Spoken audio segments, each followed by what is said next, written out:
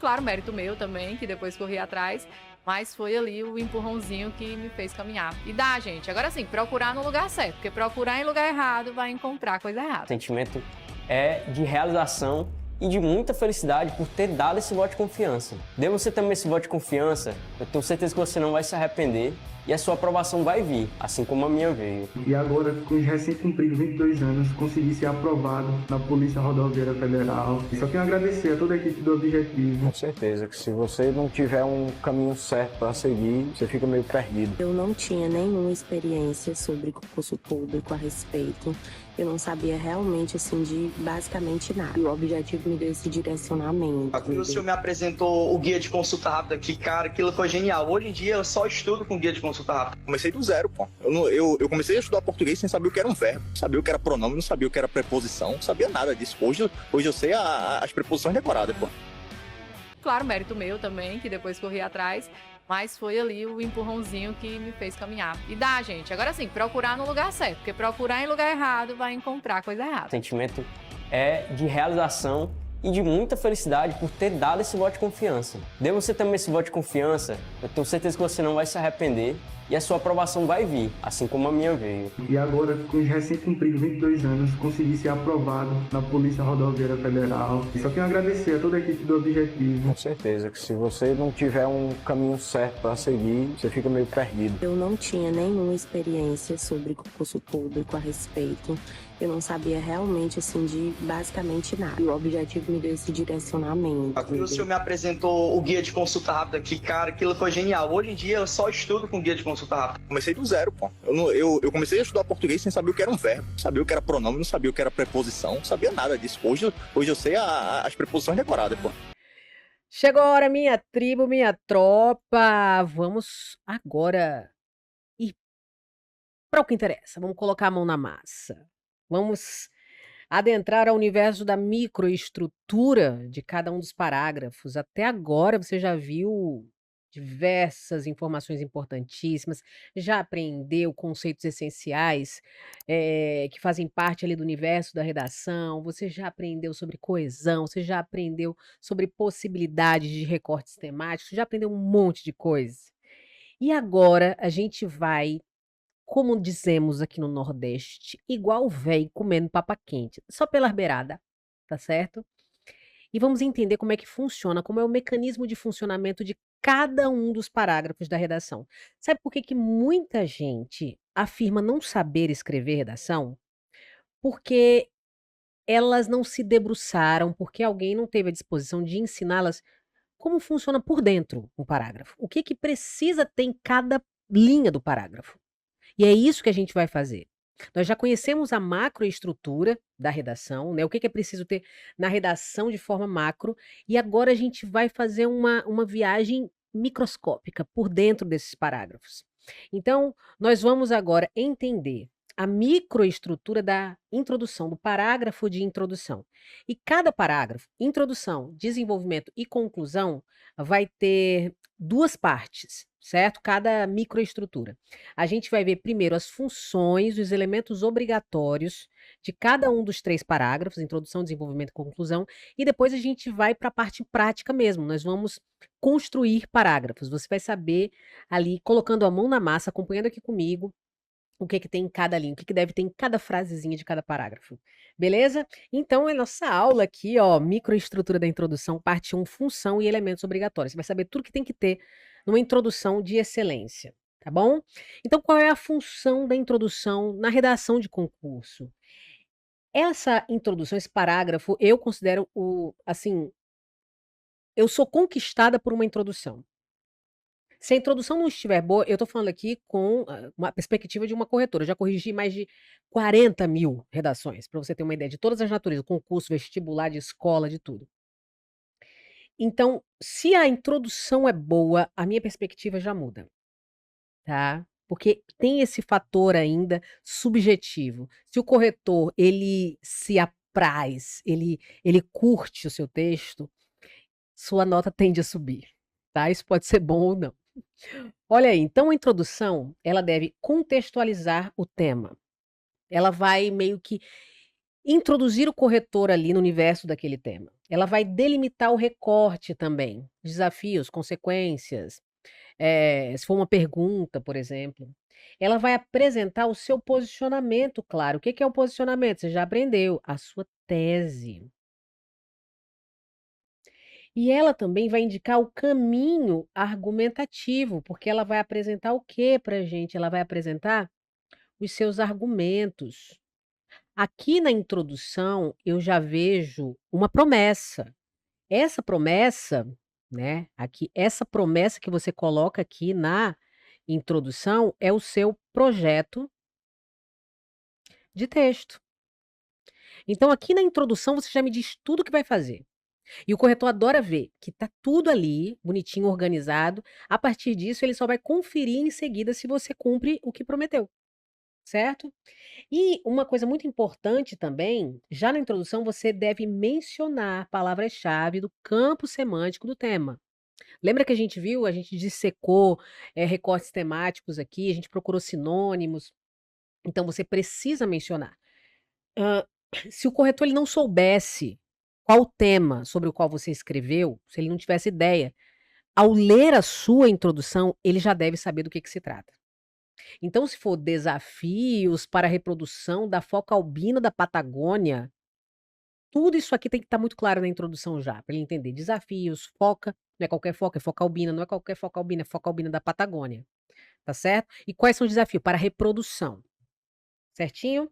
Então ela vai já antecipar a lógica do texto, a tua intenção. Se a introdução é confusa ou incompleta, o texto inteiro tende a perder essa força avaliativa. Então ela é o sorriso do seu texto, é o cartão de visitas e assim, ela é dividida em 4 partes, que eu diria obrigatórias.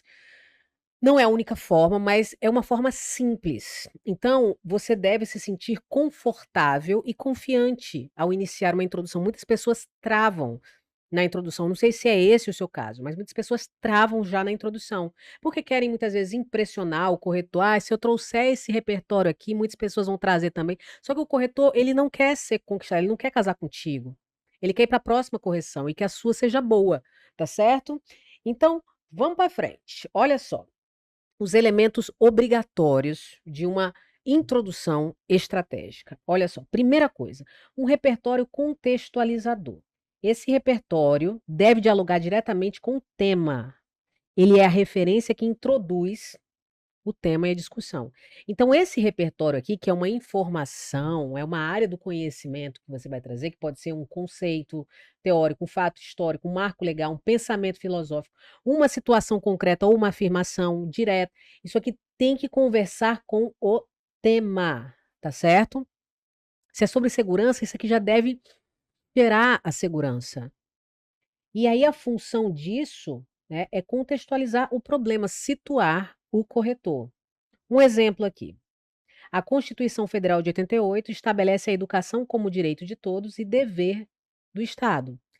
Aqui, olha só, o repertório contextualizador, ele já revelou, a primeira linha já revelou que esse tema trata de educação. Ao longo aí do desenvolvimento dessa introdução, eu vou ver se é desafios de educação inclusive, o que que é. E aí tem um erro comum que é inserir o repertório genérico, que não se conecta no problema. Isso aqui é muito comum em vestibulares, mas eu já vi em concursos também, ó. No meio do caminho tinha uma pedra. Ponto. O poema de Drummond reflete os desafios da educação no Brasil. Olha aqui, qual é o repertório? No meio do caminho tinha uma pedra. O que que é esse no meio do caminho? É um trecho de um poema de Carlos Drummond de Andrade. No meio do caminho tinha uma pedra.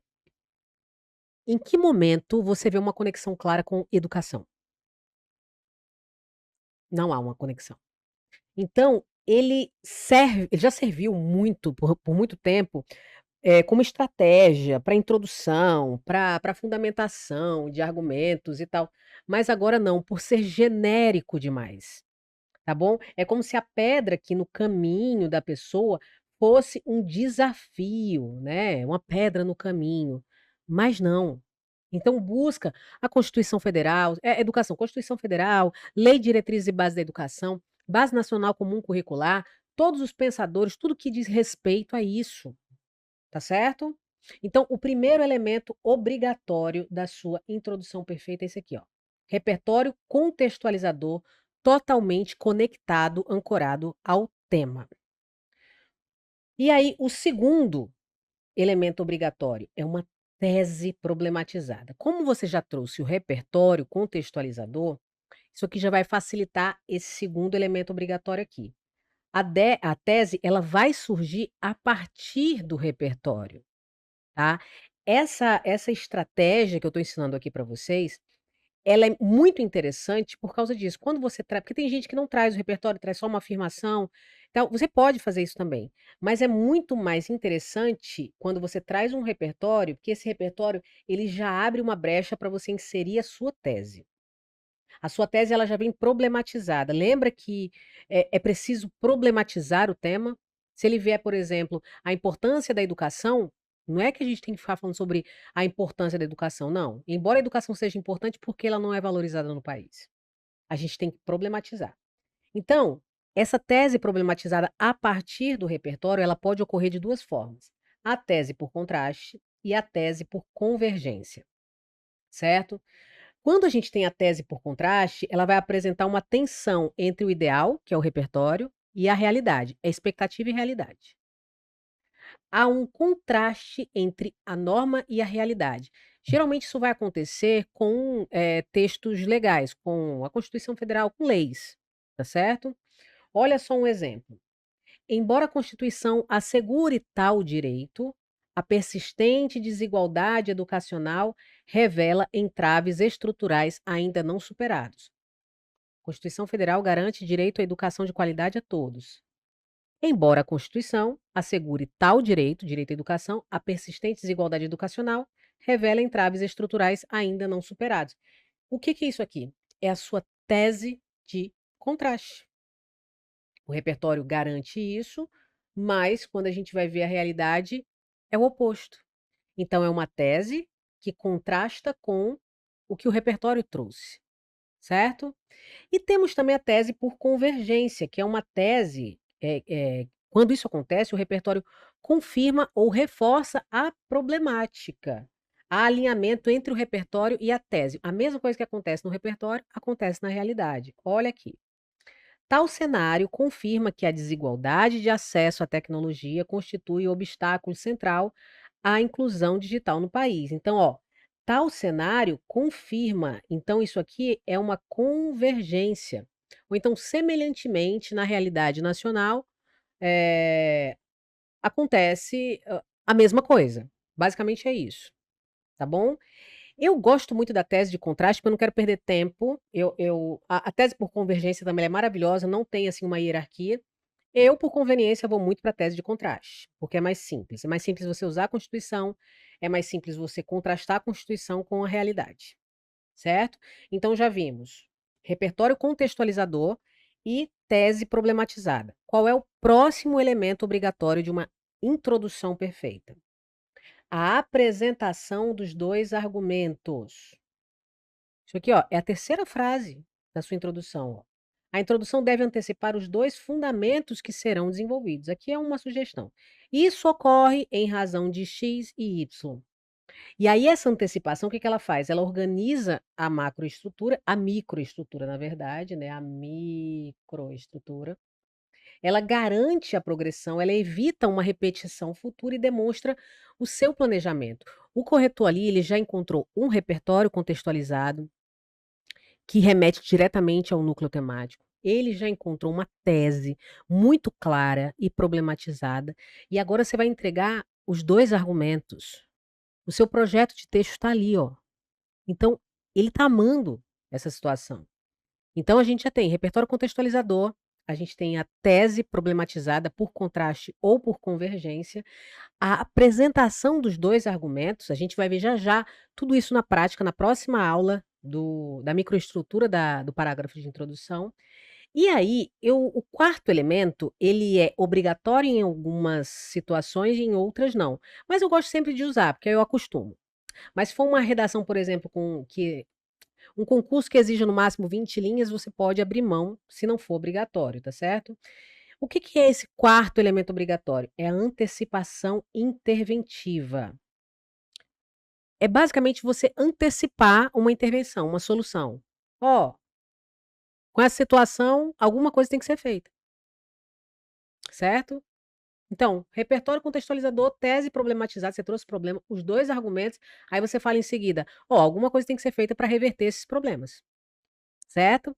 E aí, quando aplicável, por exemplo, se você tem uma redação que exija no máximo 20 linhas e que não trate de caminhos, que não exige essa palavra, não precisa. Mas quando é obrigatório, é preciso que você traga sim. Então, ó, você vai utilizar quando o tema trouxer recortes como caminhos, meios, alternativas, soluções, medidas. E o limite máximo, quando o limite máximo for até 30 linhas, como eu falei, quando houver espaço estrutural para desenvolver bem os argumentos. Então, assim, a professora tem uma letra muito grande, diminui essa letra. Treina para uma letra um pouco menor, tá certo? E aí, a função, né, dessa antecipação interventiva é sinalizar que o texto apontará propostas de intervenção, de solução. Um exemplo, ó, diante disso, tornam-se necessárias medidas estruturais voltadas à democratização do acesso e ao fortalecimento institucional. São necessárias ações, são necessários caminhos, tá bom? Então, isso aqui amarra direitinho a sua introdução. Beleza? E aí, uma estrutura modelo de introdução estratégica, só retomando. Repertório contextualizador conectado ao tema, tese problematizada por contraste ou convergência, apresentação dos 2 argumentos, antecipação interventiva e menção a todas as palavras-chave do tema. E aí, a proporção ideal, né, na introdução para redações até 30 linhas. Lembrando que quando a gente está falando de, claro que agora é introdução, mas desenvolvimento eu já falei anteriormente. Até 60% do espaço do texto, até 60% deve ser destinado a quê? Ao desenvolvimento, à argumentação. Então, aí, uma introdução ela pode ter de 4 a 7 linhas, no caso de uma redação de até 30 linhas. Se for de até 20 linhas, você pode ficar aí nesse espacinho de 3, 4, no máximo 5 linhas para uma introdução. 3 a 4 períodos, ou seja, 3 a 4 frases nessa introdução. O ideal é que você traga todos esses elementos que a gente viu aqui, né? Todos os 4, então seriam 4 períodos, um único parágrafo, uma linguagem clara e objetiva, letra cursiva ou de forma. Muita gente tem dúvidas em relação a isso. Professora, minha letra de forma, minha letra é muito feia. Pode? Pode. Ah, mas a minha letra de forma, ela é letra bastão, é tudo do mesmo tamanho. Faça um esforço para que fique clara a diferenciação entre uma letra maiúscula e uma letra minúscula, tá bom? Para não ficar tudo do mesmo tamanho. Então, se deixe de alguma forma claro que ali é uma letra maiúscula, beleza? Mas pode ser cursiva, pode ser também de forma, só tem que ser legível, belezinha?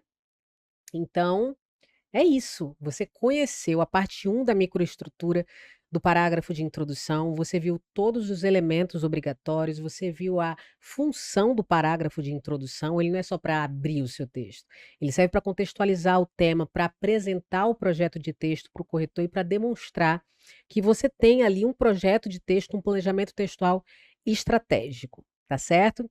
E na próxima aula, a gente já vai cair para dentro do passo a passo do parágrafo de introdução perfeito. Na aula 2 da microestrutura do parágrafo de introdução. Você não vai perder, não. Já estou indo para lá e eu te espero lá, viu? Tchau, tchau! Uma super aula que eu sei que você está acompanhando. É isso, a nossa tribo te entrega sempre aulas gratuitas para você. Todos os dias, nos 3 turnos, você tem aula para vários concursos públicos. Eu quero que você continue aproveitando essa aula, porque realmente ela foi feita para você. E olha, não esqueça, nós temos a assinatura completa e limitada 2.0, onde você tem acesso a essa aula desse professor e, claro, a qualquer professor da nossa plataforma. Lá dentro, você tem acesso a mentorias comigo, onde eu te ensino a estudar para concurso e todos os professores te acompanham durante o teu percurso de preparação, além de várias videoaulas de todos os concursos públicos, PDFs com tabelas, imagens e gráficos, guias rápidos de concurso, consulta, flashcards, simulados, subindo todo domingo na sua plataforma. Você precisa ser acompanhado na condução da sua preparação para você subir o nível. E é por isso que eu tô te convidando para a mais incrível plataforma em formato de assinatura do Brasil para sua preparação. Não perca tempo. Se esse vídeo tá aparecendo para você, é porque você realmente precisa dar um passo significativo para sua mudança de vida. Assine agora a assinatura ilimitada 2.0 da Tribo e saia na frente da concorrência. Vem pra Tribo!